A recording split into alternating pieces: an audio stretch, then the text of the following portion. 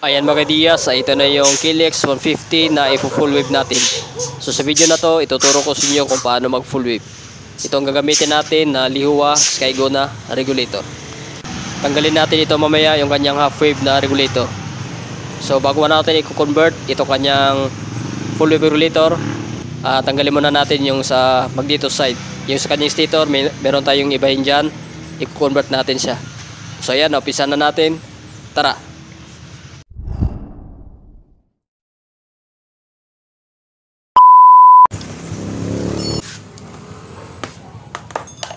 Okay Diyas, tanggalin muna natin yung kanyang cover, upuan at tangke. Kasi pagkita ko sa inyo mamaya, yung sa kanyang magneto, tanggalin natin yung stator. Kasi meron tayong ikot convert dito sa kanyang stator. Tanggalin natin mamaya.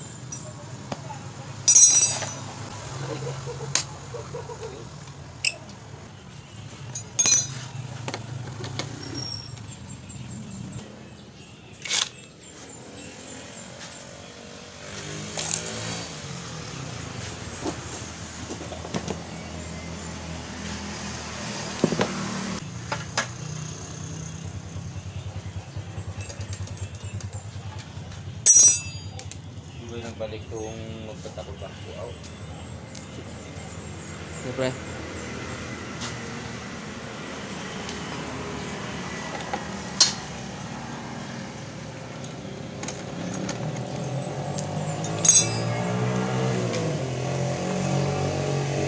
Next na natin tatanggalin niya yung kanyang tangke.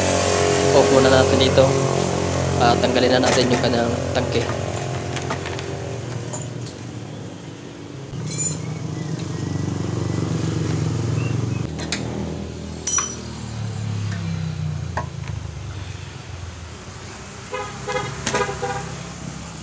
Ayan, natanggal na natin yung tangke at yung kanyang upuan. So dito mga Diyas, ang next natin gawin ay tanggalin natin itong magneto cover.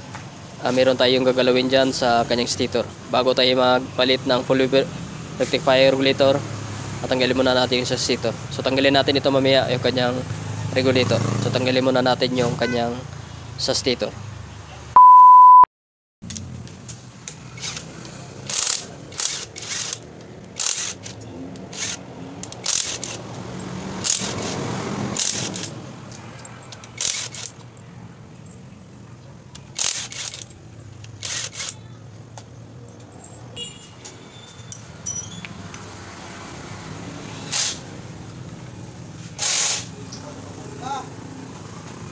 So dito mga Diyas, meron itong mga washer. So dapat huwag niyong kalimutan.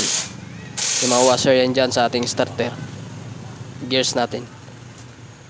So at meron din dito ang 2 bolt sa loob. Ayan, tanggalin natin.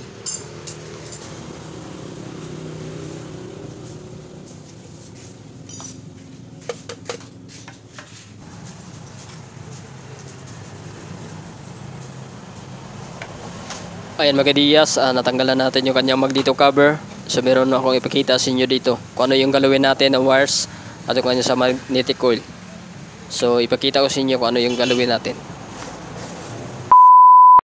Okay mga Diyas, sa pag-full wave dapat meron tayong i-convert dito sa kanyang stator. So dito mga Diyas, replacement na ito na stator. So hindi na sa original. So dito ang galawin natin yung kanyang yellow wire. Ayan, meron niyang dalawang magnetic wire. At yung dito sa white, isang magnetic wire lang or coil. So i-separate natin yung magnetic wire. Ito, i-cut natin yan at yung kanyang yellow wire. So yan i-cut natin. At dito sa ground naman ng ating magnetic coil or wire, ayan, i-cut natin yung magnetic dyan na wire. Ayan, separate natin sa black wire. At itong pag-cut natin mamaya, itugtong natin sa yellow wire. Ayan, na nakaseparate sa dalawang magnetic wire. So ipakita ko sa inyo kung paano natin sa ilugtong. So ito na, pag nakat na natin yung yellow wire, ito yung dalawang magnetic wire or coil nya. Bali dito yung dalawang magnetic coil, hinangin lang natin yan mamaya. Itong yellow wire, ito yung kailangan natin itugtong natin dito sa magnetic wire. Ayan, yung sa ground, dapat naka-floated yung ground, wala na siyang connection sa body ground. Yan yung purpose natin, i-floated natin yung ground. At ilugtong natin dito sa yellow wire. Ayan. Hihinangin natin ito. So ipakita ko sa inyo mamaya. Hihinangan natin. So tara. So yan mga Diyas, hihinangan muna natin. At ipakita ko sa inyo mamaya kung tapos nating hihinangin.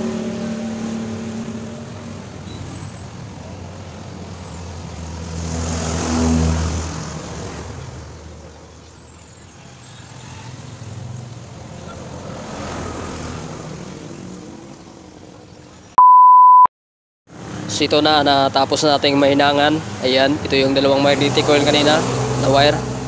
So dinugtong natin, hininang natin. At ito yung yellow wire at na-connect na sa magnetic coil kanina na connect sa ground. So naka-floated na itong kanyang ground. So ganito gawin nyo mga Diyas kapag kayo ay nag-convert ng full wave rectifier regulator. So ibabalik na natin ito. At next naman natin mamaya yung dito sa kanyang wire ng kanyang papuntang rectifier regulator. So ibalik ko lang ito at babalikan ko yung pag ikabit na natin ito. So tara. At siya nga pala mga Diyas, mamaya na natin ikakabit yung isang kanyang magneto cover. So dito, itong yellow at white na may lining na red. So pagdating niya sa socket, papunta yan ng stator kulay white ang karugtong niya. Ayan, yung yellow wire at white wire. Pagdating dito ay yellow wire at white na may lining na red. So dito, i-cut nyo ito mga Diyas, yung nakakonect dyan papuntang stator yung yellow wire. So ikakat natin yan kasi papunta yan ng dashboard, headlight at yung sa kanyang tail light. Ayan, yung tatlong wire na to. So bali dito, sasabihin ko sa inyo mamaya kung pwede na yung ikabit o hindi. So ito mga Diyas, papunta yan sa rectifier regulator mamaya na full wave. Ayan, itong yellow wire na to at white na may lining na red. So dito, pwede nyo yung ikabit sa accessories wire. Ayun mga Diyas, ay inuna ko nang kinonect yung sa pink at yellow wire ng rectifier regulator dito sa yellow at white na may lining na red. So dito mga Diyas, walang problema kahit magkabaliktad yan. Yung sa pink at yellow makonect dito sa white, red at yellow papuntang stator. Ayan. Dito mga Diyas, itong sa red wire, i-connect natin ito sa white wire. Itong white wire na to, ito yung papunta sa ating battery. Pero bago pupunta sa battery, dadaan muna sa fuse. So pakita ko mamaya. Itong black wire, pwede nyo pagsamahin sa red wire. Itong red wire, ayan. Ang black wire na to, ito yung purpose niya. Ang purpose niya ay para mag-control niya yung voltahe. Hindi puputok ang inyong mga ilaw. Pwede nyo i-connect itong tatlo na to, red, black at white. So pero dito mga Diyas, itong kanyang black wire, i-connect natin sa accessories wire mamaya. Sa mga Kawasaki, ito yung kanyang accessories wire. Brown na may lining na white or brown. So dyan nyo i-connect yung kulay black ng rectifier regulator. Pwede rin dito na kulay brown. Basta accessories wire, itong black wire. Itong green wire, i-connect natin sa black na may lining na yellow. So ito yung ground ng Kawasaki. So ito na mga Diyas, itong pink wire at yellow wire, connect natin sa yellow at white na may lining na red. Itong black, kinonect natin sa accessories wire. Ayan, brown na may lining na white or sa brown. Itong green sa black, yellow at red sa white papuntang battery. Itong red at white, ayan. So ganyan lang mga Diyas, mas maganda kung nakainang. Yung red white na yan, ayan, ito yung connection nya. Bago pupunta na battery, dadaan muna ng fuse. Itong red nakakonect sa rectifier regulator. So ayan mga Diyas, itong yellow wire na to, dapat i-cut nyo yan kasi ito yung papuntang tail light sa inyong headlight at sa dashboard. So dapat wala na yung connection papuntang stator. Pwede nyo i-connect dito kapag stock lahat ang motor nyo. So kasi dito sa kanya wala ng headlight at tail light. Ayan, wala na. So kaya hindi ko na sa kinabit yung tatlong wire na yon. So kung kompleto lahat ang motor nyo, i-connect nyo yan sa accessories wire sa kulay brown. Yan, pwede nyo yung i-connect dito. So ito na mga Diyas, na-organize na natin yung kanyang mga wires. Ayan, lagyan na natin mamaya ng plastic tie. So goods na rin yung sa kanyang magneto na balik na natin. At itaray na natin mga Diyas kung okay na yung kanyang charging system. Ito yung kanyang half wave regulator. So doon nakakonect. So itago lang natin yan, hanapin ang may-ari. So dito check natin. Kapag sa mga half wave, nasa 13 plus lang yan. Pero kapag naka full wave na, nasa 14.5. Ganda doon ba?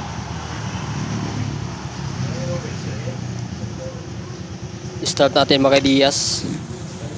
I-check natin kung abot sa ng 14.5 or 9.